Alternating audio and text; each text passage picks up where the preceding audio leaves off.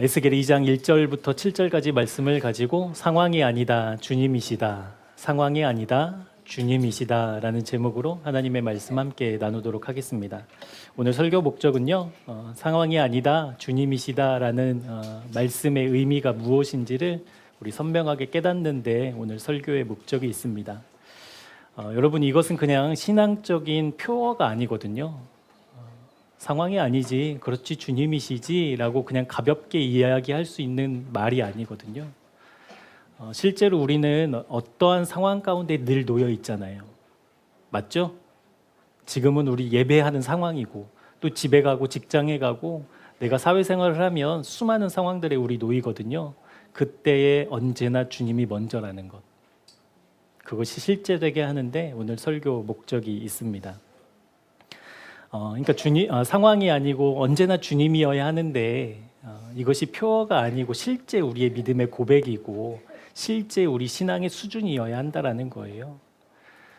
그러니까 하나님이 우리에게 요구하시는 믿음의 수준, 내가 너희들 사랑해, 너희들을 구원했어, 그래서 너희들의 수준은 여기까지 자라야 돼 라는 것이 어떠한 상황에 놓여 있던지 간에, 내가 어떠한 상황을 통과하고 있던지 간에 상관없이 언제나 주님이시죠, 가장 먼저 주님이시죠, 항상 주님이셔야 하죠 라는 믿음의 고백을 하는 데까지 하나님이 우리의 수준을 요구하신다라는 것, 그 분명히 깨닫게 하는데 오늘 설교의 목적이 있습니다. 그것을 깨달았다라고 한다면 우리의 믿음의 태도와 자세가 바뀌어요. 어떻게 바뀌냐면 죽을 것 같은 이 상황 가운데에서도 하나님은 일하신다. 어려워서 하나님이 도대체 보이지 않고 느껴지지 않을 그때에도 하나님은 나와 함께 하신다라는 것으로 결론 맺게 되거든요. 우리 한 주 동안 우리가 살아가는 여러 상황과 환경 가운데에서 언제나 주님이십니다라는 그 믿음의 고백이 우리 마음에 가장 깊숙한 우리 마음의 지성소로부터 흘러나와 주님이시죠, 주님이시죠, 언제나 주님이 먼저이시죠 라는 그 믿음의 고백 아름답게 올려드리는 새생명교회 교우들 되기를 주님의 이름으로 축복합니다. 그렇게 되기를 우리 서로 함께 인사하시죠. 주님이 먼저입니다. 우리 이렇게 인사하시겠습니다. 주님이 먼저입니다. 주님이 먼저예요. 언제요? 항상, 언제나. 좀 과격하게 말씀드리면 실제 이제 우리나라가 지금 위기잖아요. 실제 전쟁이 났다 하더라도, 아멘. 실제 전쟁이 나서 북한군이 막 쳐들어온다 하더라도 살기 위해서 몸부림치는 게 먼저가 아니라 주님이 먼저다. 과격하게 말씀드린 거예요. 그러니까 그 정도의 믿음의 수준까지 우리 자라나기를 사모하고 또 기도했으면 좋겠습니다. 언제나 주님으로 결론 맺는 그 믿음의 수준을 우리 꼭 경험하는 우리 모두가 되기를 축복합니다. 오늘 우리가 보고 있는 에스겔 말씀은요, 좀 배경을 설명드릴게요.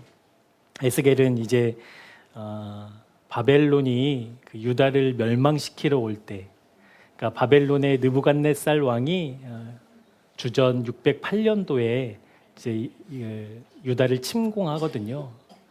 그래서 이제 침공하고 유다를 정복해서 포로들을 끌고 가요. 첫 번째로. 그게 이제 주전 608년이거든요. 그러니까 그때에 사람들을 데리고 가는데 그때 끌려갔던 사람이 누구냐면 다니엘하고 그 친구들. 다니엘과 세 친구가 그때 1차 포로 때 끌려가요.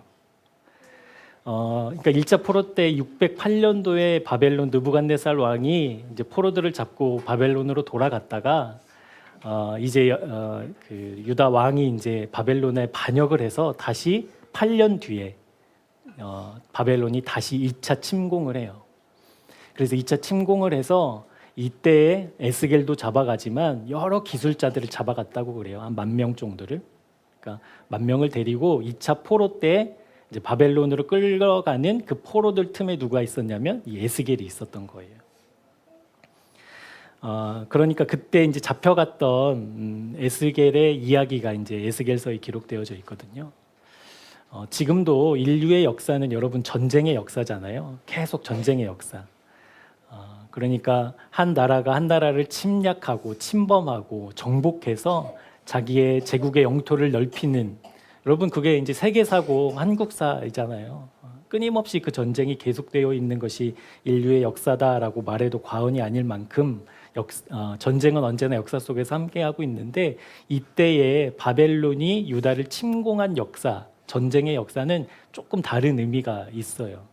어떤 의미가 있냐면 그 당시의 전쟁은 그냥 영토를 확장하고 뭐 포로를 끌고 오고 우리나라를 부흥하는 어떤 계기로만의 전쟁이 아니라 실제 이 당시의 전쟁은 신들의 전쟁이었다라는 거예요. 신들의 전쟁.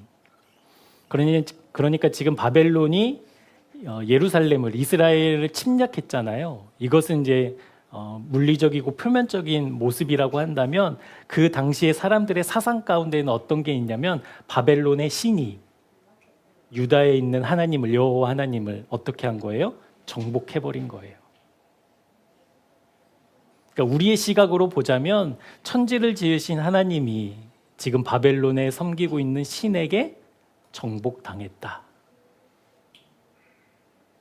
여러분 이것이 그냥 뭐 그럴 수도 있구나가 아니라 이스라엘 백성들의 입장에서 보면 자기들의 근간이 흔들리는 송두리째 뽑혀버리는 일이거든요.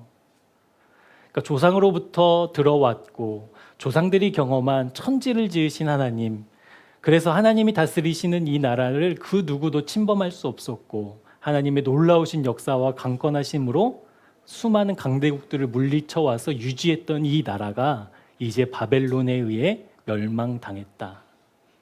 여러분 이거는 우리나라가 공산화되는 거랑 비슷해요.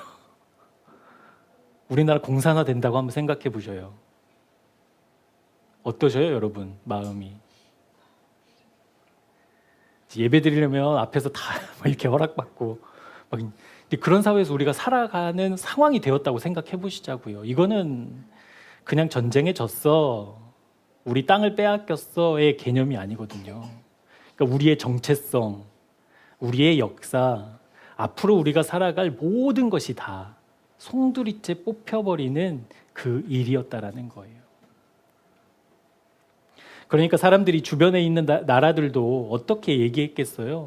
바벨론의 신이 여호와 하나님보다 더 힘이 세다, 더 능력 있다. 여호와 하나님 그렇게 믿어서 여러 가지 기적들로 보호했는데 그거 운이 좋았네, 이제 이런 이야기들을 하지 않았겠어요? 그러니까 그 이야기들을 지금 듣는 거예요, 이스라엘 백성들이. 그러니까 조상으로부터 믿어왔던, 그리고 우리도 그렇게 믿었던, 그리고 하나님이 우리를 그 연약한 나라를 선택하셨던 그 하나님이 하루아침에 사라져버린 거예요. 그 절망, 그 두려움, 그 위기, 그게 지금 에스겔이 경험하고 있는 감정이었다라는 겁니다.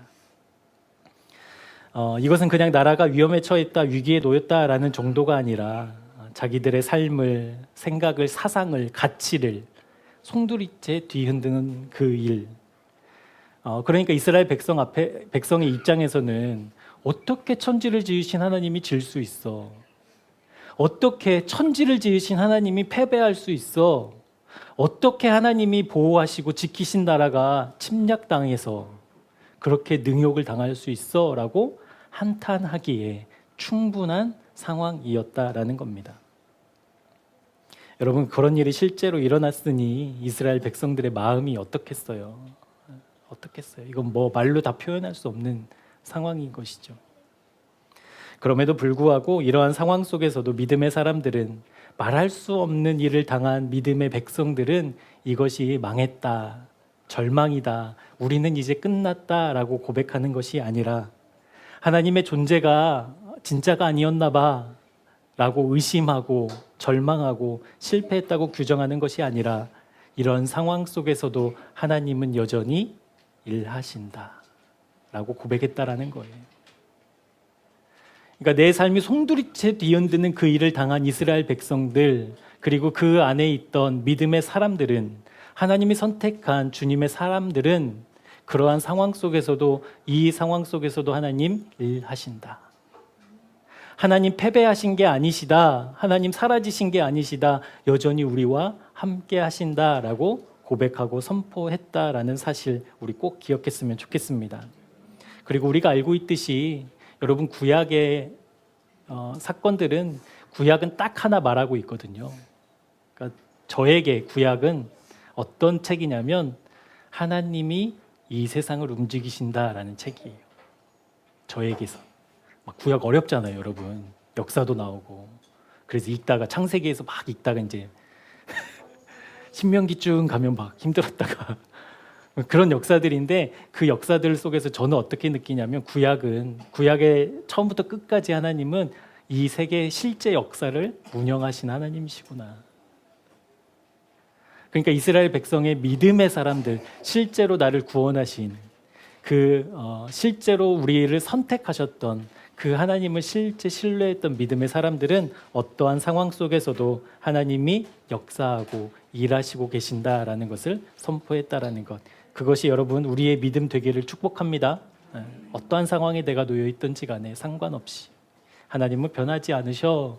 하나님은 사라지지 않으셔. 하나님의 그 말씀은 땅에 떨어지지 않으셔. 반드시 이루셔.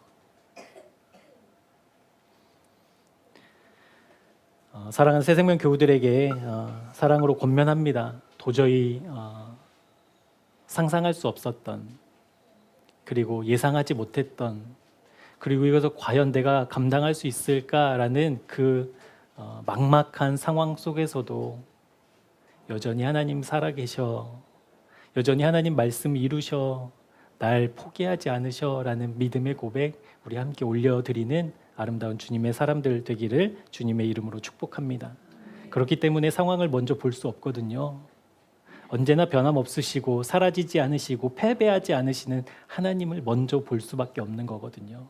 그래서 상황이 아니라 주님이 먼저이십니다. 여러분이 어떤 일을 당했던지 간에 그 상황이 먼저가 아니에요. 언제나 주님이 먼저세요.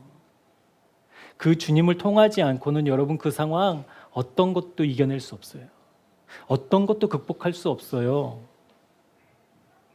주님이 먼저일 때에만 그 상황을 이겨낼 힘이 있다라는 것, 우리 오늘 마음에, 우리의 머리에 깊이 새겨넣는 시간 되기를 주님의 이름으로 축복합니다. 여러분 상황이 아니라 주님이시라고 한다면 지금 우리나라가 처한 상황을 보는 눈이 바뀌어요. 여러분 일주일 동안 참 많은 뉴스 들으셨잖아요. 어떻게 하나. 탄핵이 탄핵이 가결되고 난 이후에 이제 180일 이후에 판결이 있을 텐데 그 판결 꼭 뭐 어떻게 되든지 안 되든지 막 염려하고 계시잖아요. 그 이후에 우리의 일상을 또 생각하면 두렵고 떨리고 걱정되고 염려되는, 그런데 그 상황이 먼저가 아니에요.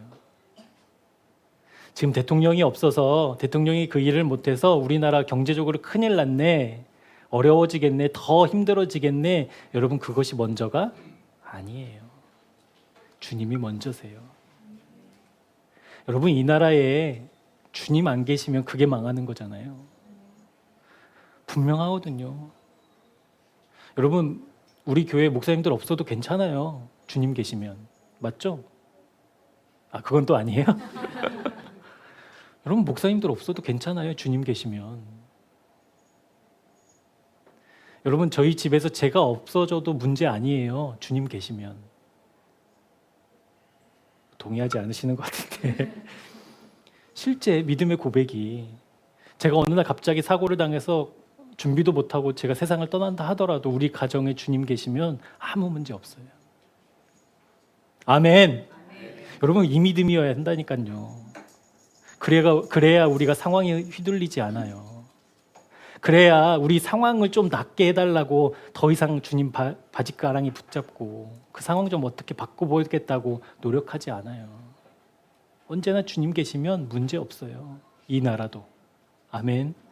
그래서 여러분 기도하실 때 대통령이 탄핵되게 해주세요, 탄핵되지 말게 해주세요, 이게 기도 제목이 아니라니까요. 주님 계심이 분명한 나라 되게 해주십시오. 나라만요? 아니요. 우리 가정도. 우리 가정만요? 아니요. 우리 직장도. 우리 자녀들도. 내 미래도 주님 계시면 걱정 없어요. 우리 그 믿음으로 반듯하게 서기를 축복합니다.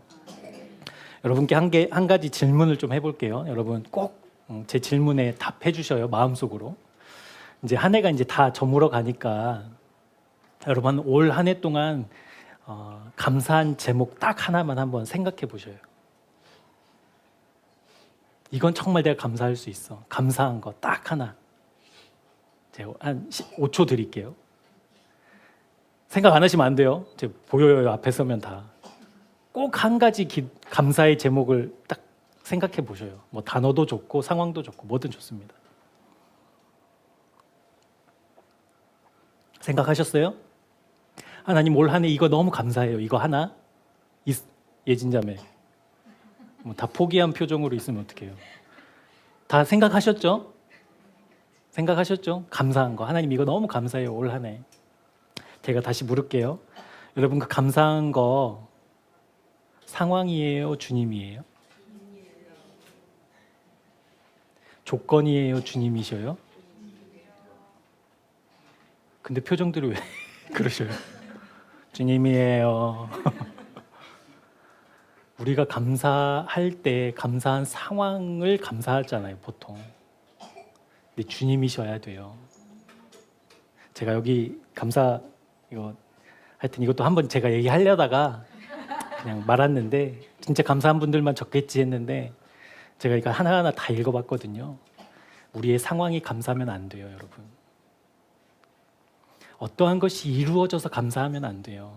우리 주님께 감사하셔야 돼요. 그래서 여러분 시간 되실 때 한번 보셔요. 목사님이랑 제가 쓴 그걸 알 수가 있나? 보면 달라요. 실제로 여러분 보셔요. 뭐가 감사하냐면 주님이 실제된 게 감사해요. 목사님의 고백이고 저의 고백이에요. 괜찮죠? 괜찮은 목사죠? 실제 우리가 어떤 상황, 예를 들어서 좋은 직장에 가게 해주셔서 그러니까 이거는 감사의 제목이 아니라니까요. 그러니까 먼저 감사의 제목이 아니라는 거예요. 우리 가정에 뭐 물질을 허락해 주시고 뭐 자녀를 허락해 주시고 이게 감사가 아니에요. 우리 주님이 실제됨을 감사하는 저와 여러분 되기를 축복합니다. 우리 말씀 한 구절 찾아볼게요. 예레미야 29장 10절에서 13절까지 말씀. 어떠한 상황과 조건이 감사가 아니구나. 주님을 감사해야 되는구나. 그 가치로 오늘 이 말씀 함께 보도록 하겠습니다. 우리 한 목소리로 말씀 읽어보도록 할게요. 시작. 여호와께서 이와 같이 말씀하시니라. 바벨론에서 70년이 차면 내가 너희를 돌보고 나의 선한 말을 너희에게 청취하여 너희를 이곳으로 돌아오게 하리라. 여호와의 말씀이니라. 너희를 향한 나의 생각을 내가 아나니 평안이요 재앙이 아니니라.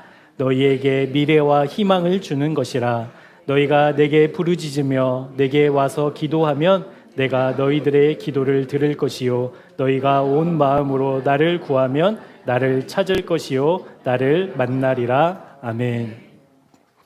여러분 하나님의 이 말씀이 얼마나 위로가 되세요? 그렇죠? 너무 감사하죠. 근데 여러분 우리가 잊지 말아야 되는 게 있어요. 이 말씀을 받은 지금 예레미야의 상황은 푸른 초장과 쉴만한 물가가 아니에요. 지금 포로로 끌려간 이스라엘 성전이 침탈당한 하나님이 패배해버리고 하나님이 사라져버리고 하나님이 바벨론의 신 정도에게 굴복해버린 그 상황 가운데 하나님이 지금 말씀하고 계시는 거거든요. 여러분 이런 일이 벌어졌을 때 하나님이 어떻게 하셔야 돼요? 천군 천사를 보내셔서 이스라엘을 예루살렘을 보호하시고 맞죠? 바벨론이 막 침공할 때 칼과 창으로 막 올 때 다윗의 고백처럼 나는 만군의 여호와의 이름으로 이 나라를 보호하시고 지키시고 내쫓아 주셔야 되는 것 아니겠습니까? 근데 그렇게 하시지 않고 지금 예레미야가 이 말씀을 받았을 때에는 포로로 끌려가 버렸어요. 다 침략당하고 침탈당하고 여호와의 성전은 더럽혀지고 그때 하나님이 이렇게 말씀하셔요. 바벨론에서 70년이 차면 그러니까 예레미야에게 하나님의 말씀이 임해서 내가 곧 일할게. 내가 이제 이렇게 일할 거야 라는 말씀으로 우리는 소망을 얻어야 되는데 하나님은 하나님의 일을, 우리의 소망을 언제 이루시겠다는 거예요? 70년이 지난 후에. 제가 저희 아이들에게 크리스마스 선물 이제 뭐 저희 집은 잘 안 하는데 예를 들어서 뭐 선물 받고 싶지? 근데 저희 막내가 드론을 받고 싶대요. 그래서 드론? 뭐 선물해 줄 수 있죠. 근데 아빠 언제 해줄 거야? 70년 뒤에. 그러면 여러분 마음이 어떻겠어요? 지금 그 상황이잖아요. 여호와께서 떠나버리셨어. 없는 것 같이 느껴져. 하나님의 성전은 더럽혀지고 무너져 버렸어요. 그런데 하나님, 도대체 하나님 어디 계십니까? 하나님 어떻게 일하실 겁니까? 70년 뒤에. 지금 이런 상황이거든요. 그런데 하나님은 70년 뒤에 뭘 하시겠대요? 내가 너희를 향한 생각은 뭐라고 하셔요? 평안이래요. 평안. 너희가 기도하면 그 기도를 들어주시겠대요. 응답해 주시겠대요. 미래와 희망을 지금 이야기하고 계셔요. 여러분, 이게 어울려요? 지금 그 상황에서? 여러분이 큰 절망 가운데 빠졌어요. 몇 년을 준비한 프로젝터가 왈카닥 무너져 버렸어요. 그때 이제 셀 리더가 딱 가가지고 뭐 집사님 아니면 누구 형제, 하나님의 생각은 평안이야. 미래와 소망이 주님께 있어. 이런 얘기를 하고 있다라고 하면 그 위로가 돼요? 같이 울어주고 토닥거려주고 같이 한숨을 쉬는 게 위로가 되잖아요, 우리는. 근데 하나님의 생각은 우리에게 평안인데, 그런데 우리가 평안이라고 느끼는 여러 가지 상황들과 지금 우리 실제 에레미야가 겪고 있는 상황은 너무나도 다르잖아요. 하나님의 말씀과 내가 겪는 상황이 너무나도 동떨어져 있잖아요. 나는 도대체 평안할 수 없는 상황인데 하나님은 평안이래요. 나는 소망이 없어서 불안해 죽겠는데 하나님은 미래래요. 희망이래요.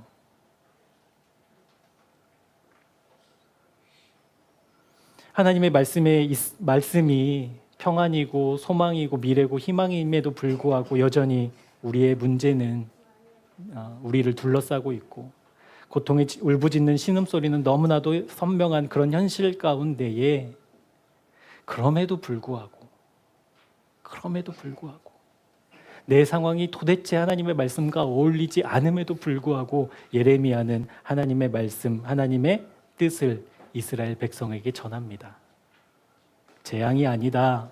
너희에게 미래와 소망, 미래와 희망을 주는 것이다. 여러분, 어떻게 이럴 수 있지요?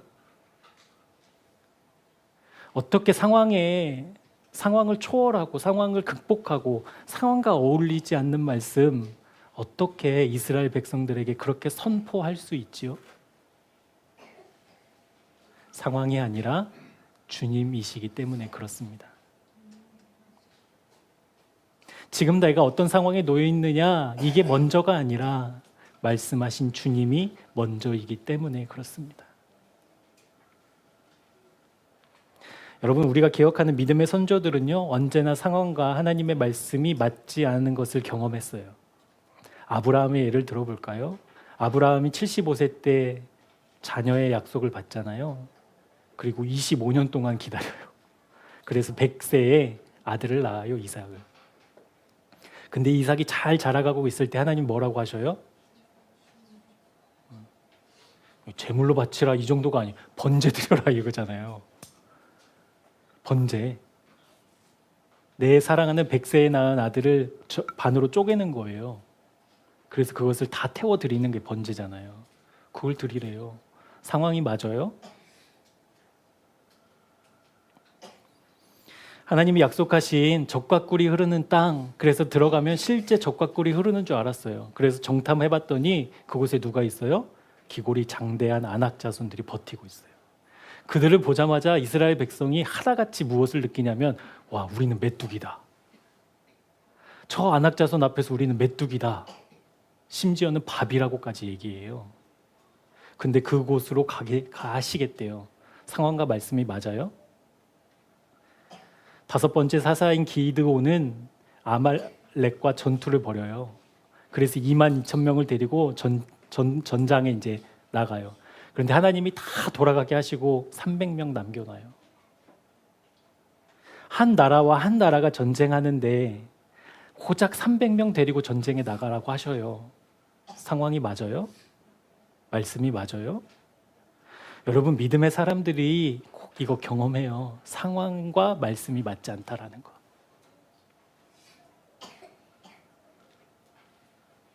더 말씀드려볼까요?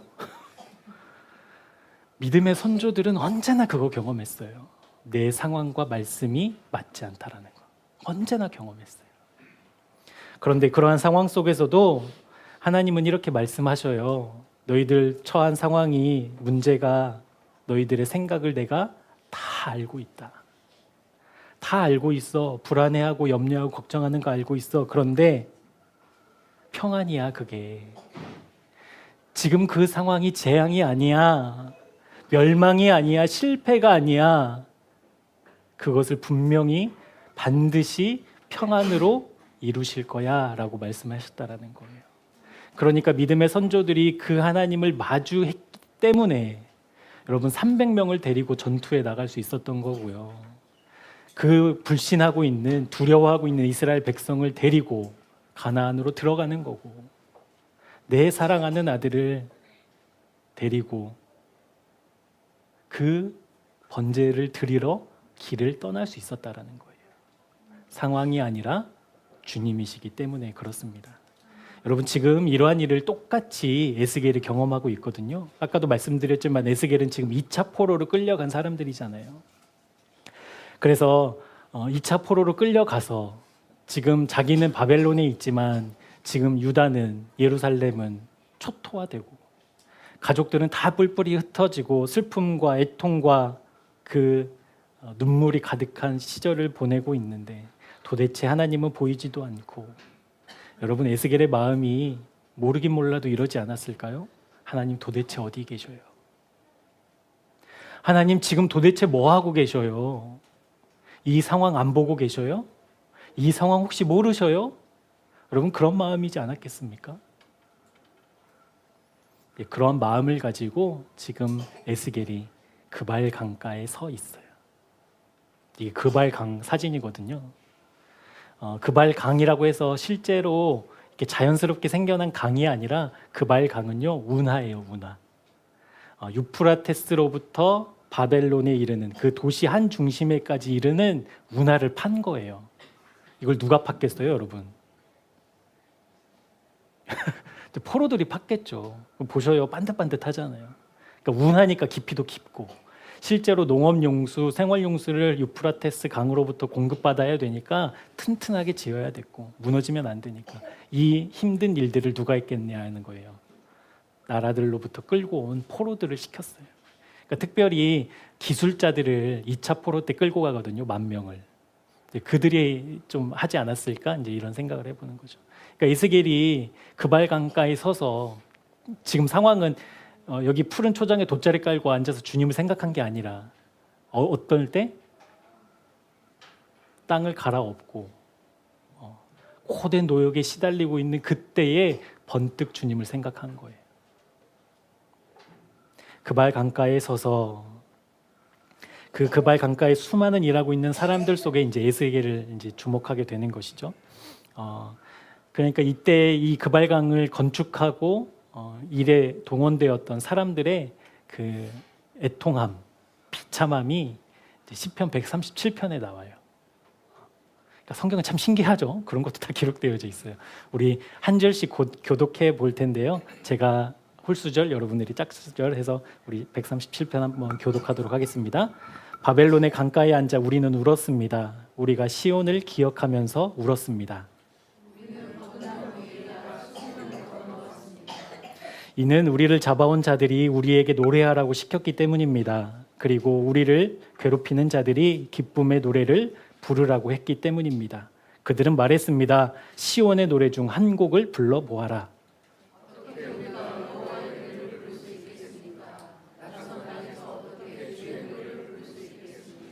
오 예루살렘아, 내가 너를 잊는다면 내 오른손이 그 재주를 잃게 될 것이다.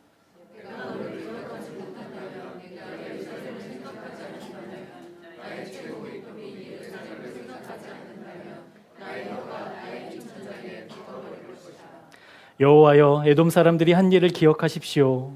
예루살렘이 멸망하던 날 한 일을 기억하십시오. 예루살렘을 헐어버려라 하고 외쳤던 그들은 소리 질렀습니다. 그 기초까지도 완전히 헐어버려라 하고 외쳤습니다.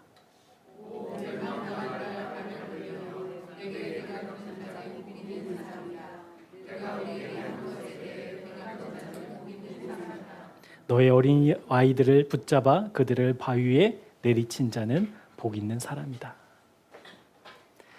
그러니까 실제로 예루살렘에 끌려간 포로들이 당하고 있는 마음의 그 고통, 그들이 느끼고 있는 현실, 이런 것들이 이제 시편 137편에 기록되어져 있거든요.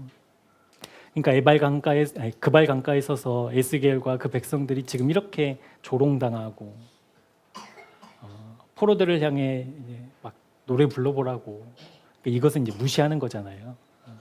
막 그런 상황 속에서 애통과 슬픔과 그 눈물의 노래를 부르고 있는 그 상황 속에서도 하나님께서는 그들의 눈물, 그들의 애통, 그들의 고통을 다 아시면서도 그 상황을 해결해 주시지 않아요. 지금 에스겔이 서서 그발 강가에 서 있는 그때에 수많은 사람들은 애통과 애곡과 그 절망의 노래들을 부르고 있는 그때에 하나님은 그 문제를 해결해 주시지 않는다고요. 여전히 그 상황인 거예요. 여전히 일해야 됐고요. 여전히 내 하나님은 어디에 계시나, 무엇하고 계시나 외치고 있어야 되는 그 상황 가운데 놓여 있었다라는 겁니다. 그 대신 하나님이 하신 일이 있었어요. 그 상황을 해결해 주고 그 문제를 해결해 주고 지금 이러한 상황을 풀어주고 원래대로 돌아가게 하신 것이 아니라 하나님이 하신 일, 우리 에스겔 1장 28절 말씀 우리 같이 읽어볼게요. 시작.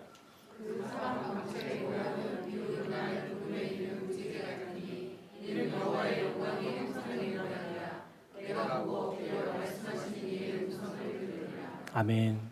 그러니까 내 상황은 변한 게 하나도 없고 내 이 어려움과 아픔은 나아진 게 하나도 없는 그때에 에스겔이 무엇을 경험하냐면 하나님의 영광을 보게 됩니다. 하나님의 영광.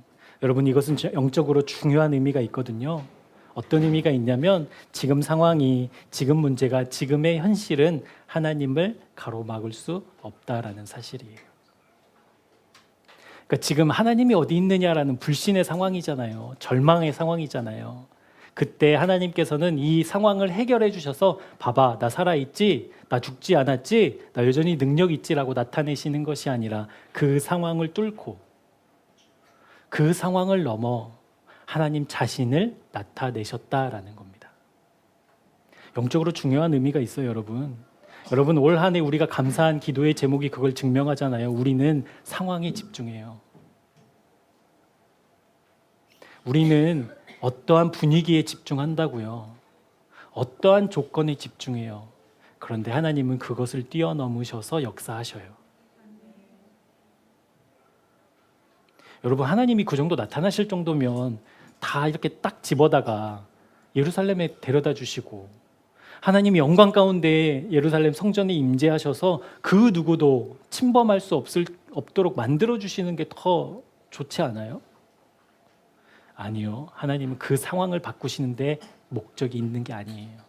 하나님 자신을 드러내시는 하나님. 상황을 뚫고, 문제를 뚫고, 눈물을 뚫고 나 여기 있다. 나 살아있다. 그것을 먼저 드러내시는 하나님이신 줄 믿습니다. 그래서 그 영광의 하나님을 먼저 보여주셔요. 에스겔에게. 여전히 수많은 백성들은 눈물을 흘리며 애통해하며 조롱당하며 그 슬픔의 노래를 부르고 있는 그때에 에스겔은 영광의 하나님을 보게 돼요. 우리 요한일서 4장 18절 말씀 한번 같이 읽어볼게요. 시작. 사랑 안에 두려움이 없고 온전한 사랑이 두려움을 내쫓나니 두려움에는 형벌이 있음이라. 두려워하는 자는 사랑 안에서 온전히 이루지 못하였느니라. 이 말씀은 요한일서 4장 8절과도 같이 연결해서 보시면 이 사랑은 하나님을 의미한다는 걸 알 수 있어요. 그러니까 하나님 안에 있을 때 두려움이 사라지고, 아멘. 하나님 안에 있을 때 온전한 그 사랑이 두려움을 내어 쫓고, 그러니까 하나님 안에서만 우리는 두려움을 내쫓고 두려워하지 않을 수 있다는 겁니다. 여러분, 그래서 상황이 아니라 주님이셔요. 상황이 풀리는 것으로 기뻐하지 마셔요. 와, 기도가 응답됐어 라는 것으로 우리 기뻐하지 말자고요. 물론 기뻐해야 되지만 그 전에 기뻐해야 될 것이 있다고요. 우리 주님이 계셔. 우리 주님이 살아계셔. 사랑하는 여러분 혹시 일이 어그러져서 그래도 감사하고 기뻐하는 믿음의 고백이 여러분 입술 가운데 나왔으면 좋겠습니다. 왜요? 상황이 아니라 주님이시니까. 큰 어려움을 당했어요.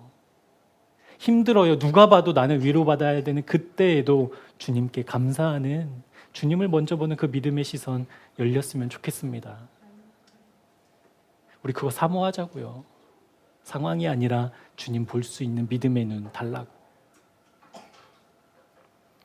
상황이 아니라 주님 안에서 두려움을 내어 쫓고 두려움이 없는 그 믿음의 사람만이 할 수 있는 일이 있어요. 그 일이 사명이에요. 사명. 하나님이 우리를 부르셔서 맡기신 일.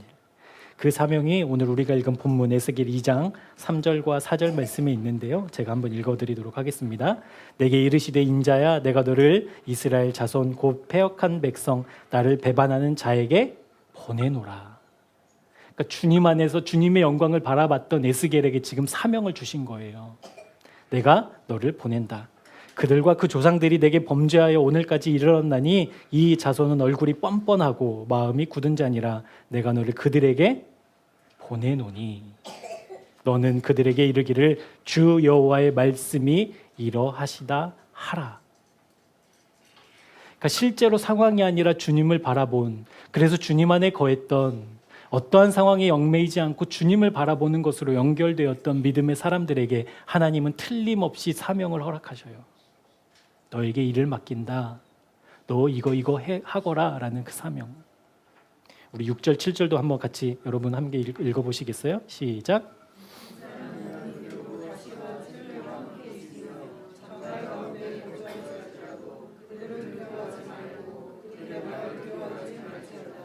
그들은 패역한 족속이라도 그 말을 두려워하지 말며 그 얼굴을 무서워하지 말지어다. 그들은 심히 패역한 자라. 그들이 듣든지 아니 듣든지 너는 내 말로 고할지어다. 아멘. 하나님은 사명을 그냥 주시지 않아요. 하나님을 경험한 사람들, 내 상황 가운데에서 내 상황에 집중하고 있는 사람들에게 사명을 주시는 것이 아니라 그 상황 가운데 함께 하신 주님을 분명하게 바라봤던 에스겔에게 너를 보낸다. 너는 가서 이렇게 하거라. 말을 전하거라 라고 사명을 허락하신다라는 겁니다. 여러분, 하나님으로부터 에스겔이 받은 소명은 무엇이었어요? 이스라엘 백성들에게 하나님의 말씀을 전해라 라는 사명이었잖아요. 그러니까 에스겔이 말하는 하나님의 말씀은 어떤 거여야 할까요? 너희들 포로로 끌려간 거 끝이 아니야? 절망 아니야? 하나님이 돌아오게 하실 거야. 하나님이 꼭 너희들을 구원하실 거야 라고 해야 맞잖아요. 상황으로는. 우리 힘을 내자고 빨리빨리 우리 이래서 하여튼 바벨론에서 인정받아서 우리 여기에서 삶의 터전을 마련하자고 라는 그런 말씀이어야 되잖아요. 그런데 에스겔이 받은 사명은, 에스겔이 받은 말씀은 어떤 말씀이냐면 우리 10절 말씀에도 기록되어져 있는 것처럼 애곡과 재앙의 말, 애가와 애곡과 재앙의 말을 전하라라고 하시는 거예요. 지금 이스라엘 백성이 그발 강가에서 뭐 부르고 있었어요? 절망의 노래. 도대체 하나님 어디 있어요? 도대체 하나님 왜 우리를 버리셨어요? 라는 슬픔의 노래를 부르고 있는 그때에 괜찮아, 힘을 내, 우리 으쌰으쌰 해보자 라는 위로의 말이 아니라 어떤 말? 애가와 애곡과 재앙의 말. 그것을 뭐 하래요? 전하래요. 지금 누구한테 전하라는 거예요? 그발 강가에 있는. 그러니까 상처가 확 났는데 거기에 뭐 뿌리라는 거예요? 소금, 후추 막 다 뿌리는 거예요. 고추장 뿌리고. 그거 하래요. 여러분, 되겠어요? 상황이 맞아요? 아무리 하나님이라도 그렇지 지금 눈물 흘리면서 땅을 치면서 슬퍼하고 있는 그들에게 애가와 애곡과 재앙의 말을 전하라고 하다니요. 하나님 그걸 어떻게 전해요? 여러분 상황은 딱 그렇잖아요. 그런데 그 말씀을 전하라는 것도 부담인데 그 말을 들어야 되는 사람들의 상태는 어떻습니까? 패역한 백성이고, 그렇죠? 말씀에 나오죠? 하나님을 배반했고 얼굴이 뻔뻔하고 마음이 굳어져 있다. 위로와 사랑과 격려의 말을 해도 시원찮을 판에 마음이 굳은 그들에게 무슨 말씀을 애가와 애곡과 재앙의 말을 전해라. 여러분 이스라엘 백성을 하나님이 모르셔서일까요? 하나님이 전능하신 분이시니까 우리는 그냥 그저 따라야 되기 때문에 어쩔 수 없는 걸까요?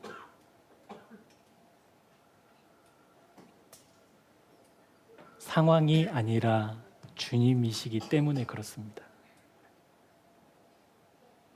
우리가 생각하는 이런저런 상황으로 어울리는 말이 아니라 주님의 말씀이기 때문에 그렇습니다. 그래서 에스겔은 그 말씀을 받아 먹습니다. 여전히 우리는 여전히 하나님보다 말씀을 듣지 않으려는 그들의 상황과 그들의 태도에 눈이 가는데 하나님은 그렇지 않다라는 거예요. 이러한 상황에 도대체 어울리는 말씀을 주신 것 때문에 부담스러워할 텐데 하나님은 그렇지 않으시다라는 거예요. 전능하신 하나님이 계시다면 어떻게 나를 이렇게 내버려둬? 그래서 하나님은 죽었어, 하나님은 없어, 하나님 믿는 거 허구야 라고 결론 맺는 우리들에게 그런 상황이 아니라 주님이 먼저다라고 말씀하고 계신다라는 것. 사랑하는 여러분, 그것이 우리의 실존이잖아요. 여러분 기도 열심히 하다가 기도가 응답되지 않았어요. 막 기쁘셔요? 막 기쁘셔요? 여러분 한탄의 기도 안 해보신 분 없죠? 도대체 하나님 뭐 하시냐고, 하나님 내 기도는 듣고 계시냐고. 여러분 그런 한탄의 기도 안 해보신 분 없잖아요. 그러니까 우리의 실존이라니까요. 실제 상황이 풀리지 않으면 하나님의 존재를 의심하는 그런 경험 다 있으시죠? 다 보여요. 그리고 뭐라고까지 협박해요? 이 상황 풀어주시면 하나님이 하나님 되시면 우리 인정하겠다고. 그렇게까지 우리 협박하잖아요, 하나님. 맞죠? 우리 자식 잘 되기만 해주신다면, 이런 문제 잘 해결만 해주신다면 내가 하나님 헌금 많이 할게요, 헌신할게요, 내 목숨도 드릴게요. 이런 거래 많이 하셨잖아요. 우리의 실존이에요, 실존. 우리의 실존. 예수님께서 나다나엘을 만나셨어요. 나다나엘을 만나시자마자 예수님이 이렇게 나다나엘을 평가하셔요. 참으로 이스라엘 사람이구나. 그 속에 간사한 것이 없구나. 여러분 예수님께 이런 칭찬받으면 우리는 막 방방 뛰어야 될 텐데 나다나엘은 시큰둥해요. 마치 이런 느낌이에요. 자기가 나를 뭐 어떻게 안다고? 이런 느낌이에요. 예수님이 이어서 말씀하셔요. 요한복음 1장 28절에 어떻게 나를 아십니까? 너를 어떻게 알기에 그런 말을 하십니까? 라고 했을 때 예수님 뭐라고 하셔요? 빌립이 너를 부르기 전에 네가 무화과 나무 아래에 있었던 걸 내가 봤다. 그때 나다나엘이 꼬꾸라져요. 주님이시군요. 예수님이시군요. 빌립이 말했던 그 주님이시군요. 메시아시군요. 사랑하는 여러분, 주님은 우리를 다 알고 계셔요. 다 알고 계셔요. 여러분이 지금 무슨 생각을 하고 있는지, 여러분이 지금 무엇에 집중하고 있는지, 여러분이 지금 무엇 때문에 두려워하고 있는지 주님은 다 아셔요. 문제가 해결되고 어려움이 사라지는 것을 기뻐하는, 그것을 하나님보다도 더 즐거워하는 우리의 실존을 알고 계셔요. 내 마음이 하나님이 줄어들까 봐 전전긍긍하는 것이 아니라 이 땅에 있는 것, 이 땅에서 누릴 수 있는 것, 그거 줄어들까 봐 전전긍긍하는 우리의 존재를 하나님 다 알고 계신다고요. 여러분, 그러면 소망이 없습니까? 우리는 그런 존재이니까. 우리는 여전히 하나님보다 내 상황이 나아지는 것에 더 관심이 많은 우리는 그러면 소망이 없는 겁니까? 그런 우리의 실존 때문에 여러분 절망에 빠지시겠습니까? 그럴 수 없죠. 그래서는 안 되죠. 왜요? 상황이 아니라 주님이셔서 그래요. 여러분의 실존, 여러분이 그렇게 하나님을 신뢰하지 못하고 상황을 휘둘리고 있는 여러분의 실존, 그것이 먼저가 아니라니까요. 주님이 먼저이셔요. 그래서 우리는 절망에 빠질 수 없어요. 그래서 우리는 소망이 없는 게 아니에요. 여러분, 그 믿음으로 이 말씀 선포했으면 좋겠습니다. 우리 스스로에게 선포하자고요. 이 말씀 같이 한번 읽어볼게요. 시작. 우리가 아직 죄인 되었을 때에 그리스도께서 우리를 위하여 죽으심으로 하나님께서 우리에 대한 자기의 사랑을 확증하셨느니라. 할렐루야. 아멘. 여러분, 이것은 믿음의 순서를 의미하고 있어요. 슬픔과 애통으로 그런 강가에서 슬픔의 노래를 부르고 있는 에스겔에게 하나님의 영광을 보게 하셨잖아요. 무엇이 준비돼서가 그 은혜를 받을 만한 에스겔이어서가 아니라 하나님의 계획과 뜻하신 바대로 상황에 상관없이 하나님의 영광을 나타내 보여주셨다라는 겁니다. 그러니까 우리는 내가 어떠한 존재인가가 아니라, 그것에 집중하는 것이 아니라, 그것을 먼저 보는 것이 아니라 상황을 뚫고 일하시는 하나님, 이 상황에 구애받지 않으시는 하나님 앞에 서야만 합니다. 그것이 우리의 유일한 소망이고 그것이 우리의 유일한 해답이라는 거예요. 조건 없이, 자격 없이 나를 사랑해 주신 그 주님이 먼저 죽으셨다라는 것. 이러이러한 조건을 가졌기 때문에 내가 너를 위해서 희생할게가 아니라, 여전히 우리가 어떤 상태였을 때? 죄인이었을 때 주님이 먼저 죽으셨어요. 우리가 죄인이었을 때 주님이 먼저 우리를 사랑해 주셨다고요.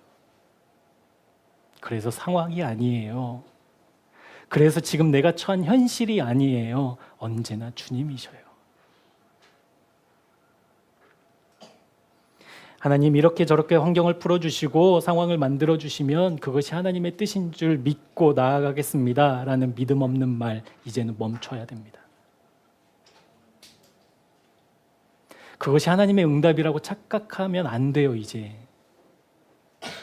하나님 분명히 길을 인도하시죠. 맞아요. 우리가 가야 할 길 보여주셔요. 맞아요. 그런데 먼저 주님을 봐야 돼요. 에스겔이 지금 포로로 끌려간, 그래서 그것이 해방되고 이스라엘이 재건되고 하나님의 나라의 영광을 먼저 본 게 아니었어요. 영광의 주님을 먼저 봤어요. 아멘. 그래서 하나님 이러한 상황을 이렇게 인도해 주시면 하나님의 뜻인 줄 알고 내가 헌신할게요. 이런 믿음 없는 기도 이제 멈추시기를 주님의 이름으로 축복합니다. 언제나 우리는 주님이 먼저여야 해요. 그 믿음의 순서가 분명하게 깨달아지는 은혜 있기를 축복합니다. 그래서 여러분, 직장에서도 돈에 빼앗긴 마음을 우리 회개해야 돼요. 아, 내가 열심히 일했으니까 내가 한 달을 먹고 살, 우리 가정이 먹고 살 주신 거 우리 물론 감사해야 되지만 그것이 먼저가 아니에요. 나를 보내신 하나님이 먼저여야 돼요. 우리 부모님들께 권면합니다. 우리 자식 잘 키우고 싶잖아요. 훌륭한 자녀로 키우고 싶잖아요. 그래서 수고로움과 있음 마다하지 않잖아요. 그게 먼저가 아니에요. 우리 주님이 먼저셔요. 사랑하는 자녀들에게 권면합니다. 여러분의 미래와 꿈이 먼저가 아니에요. 여러분이 먼저 주님을 만나고 여러분의 미래가 결정돼요. 이거 하고 싶어요. 저거 하고 싶어요. 이러한 재능이 있어요. 저러한 재능이 있어요. 아니요. 우리 주님 먼저 만나야 돼요. 우리 사랑하는 자녀들 그것을 위해서 꼭 기도하셔요. 주님 먼저 만나야 된다고. 너희들한테 얘기하는 거야 지금. 여러분 우리 모두에게 하시는 말씀이죠. 주님이 먼저 해야 된다고. 주님이 먼저 해야 된다. 여러분 한번 상상해 보시죠. 우리 목사님들이 하나님의 눈치가 아니라 여러분 눈치 보고 사역한다라고 한다면, 하나님이 아니라 여러분이 헌금한 거에 우리가 관심 갖고 있다면, 하나님의 마음에 들려고 애쓰는 게 아니라 여러분 마음에 들려고, 여러분에게 잘 보이려고, 여러분의 마음을 얻으려고 우리가 일한다라고 한다면 여러분 괜찮으시겠어요? 역겹지 않아요? 그러니까 하나님은 뒤로 하고 여러분에게 어떻게 좀 마음에 들고 여러분에게 어떻게 칭찬받으면 좋을까? 목사님들이 일주일 내내 그거 생각하고 사역해도 여러분 괜찮으시겠어요? 아니요, 다 죽어요. 근데 여러분은요? 여러분의 일상은요? 도대체 무엇을 위해서 그렇게 열심히죠? 무엇을 얻으려고 그렇게 잠을 줄여가면서까지 헌신하시죠? 무엇을 위해서 여러분 그렇게 노력하시죠?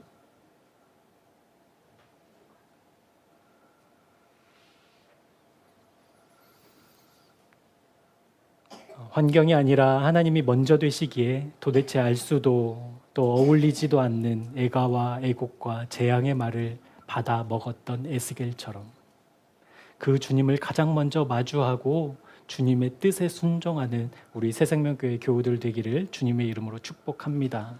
상황이 풀리면 헌신할게요. 이 문제가 해결되면 예배 잘 드릴게요. 라는 것 아니고 언제나 주님이시기에 지금 십자가 앞에서 무릎 꿇는 주님의 사람들 되기를 주님의 이름으로 축복합니다. 그래서 여러분 십자가 없이는 상황을 넘어설 수 없어요. 그래서 십자가 없이는 상황을 결코 우린 넘어설 수 없어요. 십자가 없이는 여러분의 문제 결코 풀리지 않아요. 십자가 없이는 여러분 주님이 먼저 될 리 만무해요. 그래서 십자가입니다. 그러므로 십자가입니다. 또 십자가입니다. 그곳에서만 우리 주님을 마주할 수 있기 때문입니다. 십자가를 짊어진 십자가에서 연합한 나만 상황 이전에 계시는 주님을 마주할 수 있기 때문에 그렇습니다. 우리 교회로 부름받은 우리 각자가 지금 어떤 상황에 놓여 있는가가 아니라 지금 내가 십자가와 연합했는가, 지금 내가 그곳에서 주님과 함께하고 있는가, 꼭 믿음의 점검, 그것을 가장 먼저 해결하는 주님의 사람 되기를 축복합니다. 상황이 아니에요. 여러분 문제가 아니에요. 우리 주님이 먼저예요. 그 믿음의 순서 잊지 않고 이 한 주간 하늘의 평안을 누리며 넉넉하게 살아가시는 주님의 사람들 되기를 축복합니다. 기도하겠습니다. 이방인의 손에 의해 예루살렘이 무너졌습니다. 하나님이 임재하시던 성전은 더럽혀졌습니다. 일상은 무너졌고 가족들은 흩어졌으며 수많은 사람들이 포로로 끌려갔습니다. 아무런 소망이 희망이 없는 상황입니다. 그때 하나님께서는 에스겔에게 하나님의 말씀을 전하게 하셨습니다. 애가와 애곡과 재앙의 말씀이었습니다. 이런 상황에서 도대체 어울리지 않는, 이해 안 되는 말씀이었습니다. 그럼에도 불구하고 에스겔은 그 말씀을 받아 먹습니다. 그렇습니다. 주님, 상황을 해석하고 이해하려는 우리의 알량한 자존심을 십자가에 못 박게 하여 주옵소서. 상황을 통해 판단하려는 우리의 교만이 십자가에서 죽게 하여 주옵소서. 상황이 아니라 주님이 먼저인 믿음의 실제 누리게 하옵소서. 그 어떤 문제보다도, 그 어떤 상황보다도 언제나 주님입니다. 그러니 지금 내 마음이 십자가에 연합하고 있는지 먼저 점검하고 기도하며 무릎 꿇는 우리 모두가 되게 하여 주옵소서. 예수 그리스도의 이름으로 기도합니다. 아멘.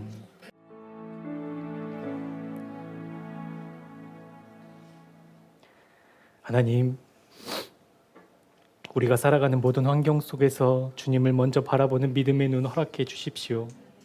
포로로 끌려가 애통과 애곡으로 가득한 상황 속에서 하나님의 영광을 나타내 보여주셨습니다. 하나님께서는 상황을, 환경을, 조건을 갖추시고 일하시지 아니하시고 상황과 환경과 조건을 뛰어넘어 일하시기 때문입니다. 여전히 그렇게 일하시는 하나님을 신뢰하는 믿음을 허락해 주십시오. 내가 처한 상황으로 주님의 일하심을 제약하는 교만과 어리석음이 십자가에서 멈춰지게 하여 주옵소서. 올 한 해를 돌아보며 우리가 기뻐하고 슬퍼했던 것들이 주님이 아니라 상황이었음을 고백합니다. 오늘 말씀을 통해 깨닫게 하셨사오니 환경을 넘어서는 믿음의 진보 우리 교회에 허락해 주옵소서. 물질의 힘과 유혹을 뛰어넘는 성도들이 되기를 원합니다. 주님께 나아가는데 물질이, 유혹이 장애물이 되지 아니하도록 물질이 먼저가 아니라 주님이 먼저 된 믿음의 사람들 되게 하옵소서. 그렇게 주님께 드린 이 예물이 주님의 기쁨이 되면 좋겠습니다. 이 예물을 사용하시고 주님의 뜻 이루시는 그 열심으로 이 예물을 통해 생명의 역사에 동참하게 하여 주옵소서.